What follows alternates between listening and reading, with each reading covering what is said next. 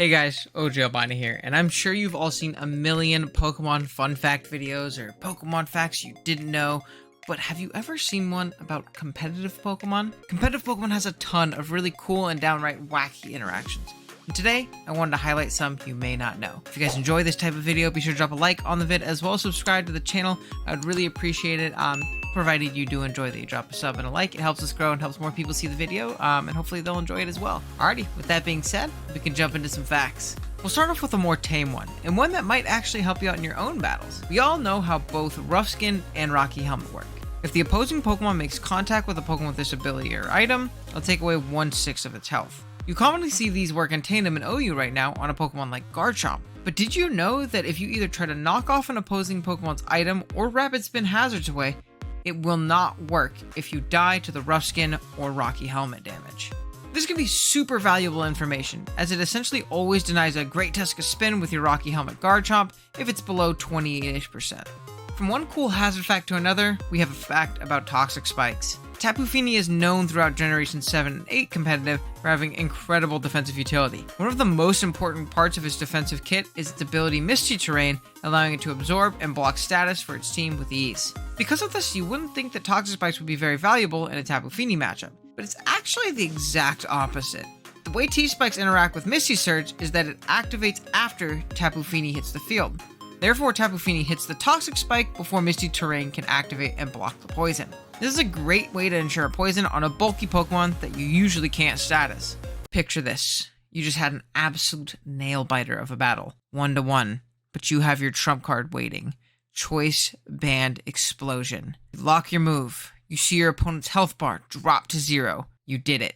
You lost? Yes, you lost, bozo. If you look very carefully when you click Explosion, your health actually hits 0 before your opponent's.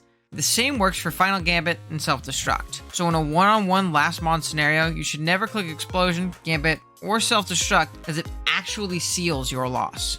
A more recently introduced recoil move is Steel Beam. Instead of all your health, you exchange half of your health for a strong base 140 power move. Now the prior fact still applies. If you're below half health in a 1v1 last mon situation, you will lose if you click it.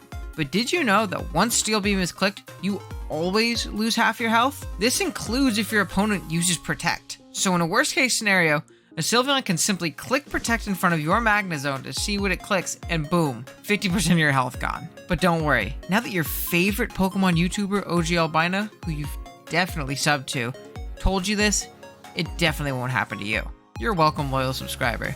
Curse is a really finicky move. If you're a ghost type, you give up half of your health in exchange for a constant amount of chip damage on your opponent. Niche, but solid for forcing out threats, or cool in conjunction with trapping moves. The move is actually more commonly seen on non-ghost types though, where it drops the user's speed in exchange for an attack and defense boost. Curse tends to have some pretty weird interaction when used by ghost types, but one that happens when used by a normal type has me really stumped. If the move is used when there's no opposing Pokemon on the other side of the field, aka it died before you could click Curse, the move will actually fail despite it not being a move that targets the opposing Pokemon. I'll be honest with you guys, I don't get this one. I've been trying to wrap my head around the reason or the logic, but it just doesn't seem to have an easy explanation. If you guys have any idea, please let me know. Also, big shout out to my buddy Kirby for giving me this fact. If you guys want to go drop him a sub, I'd super appreciate it. He's creeping towards that 1K mark, and it'd be super awesome if you checked him out. He makes incredible content.